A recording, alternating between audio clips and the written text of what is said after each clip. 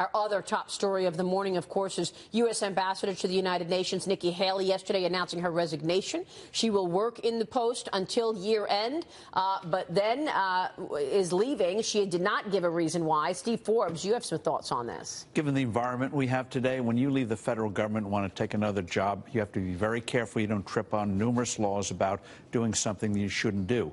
And I think what happened was she wanted to leave after midterms, but when you begin conversations about taking a job or you get an offer, you've got to make clear to the public that you're leaving that post. Otherwise, they can accuse you of all sorts of things. So she had to leave if she's having discussions with the private sector in terms of getting a job. I think in this environment, she felt her hand was forced, so she had to do it 2 or 3 weeks before she would have ideally done it. Maybe she makes some money here and then comes back to the political scene, Dig. And a lot of people talking about her as a candidate in 2024. Yeah. She was very smart to say, I'm not running against the president in 2020, but I'm going to support him. But maybe it's 2024. She served this president well, and she certainly, as the Wall Street Journal characterizes it today in its editorial, she is a brighter star after spending this almost 2 years at the United Nations. She did some, because she spoke out. She wasn't always in sync with the president, but she didn't act like she was there to babysit him. Yeah, you're right. That when she disagreed with him, she would go to him directly. She wrote about that in the Washington Post editorial after that anonymous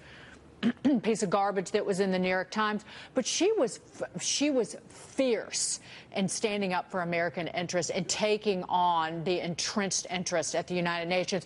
She really was fierce. Good word. When President Trump decided to move our embassy, as he promised, to Jerusalem in Israel, she told the UN that she was taking names of allies that joined the denunciation of the United States.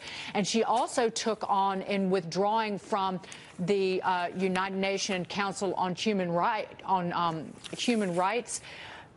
she actually said, when we withdrew from that, in this blistering critique, she said that they had become a protector of human rights abusers and a cesspool of political bias. Yeah, she had that rare ability.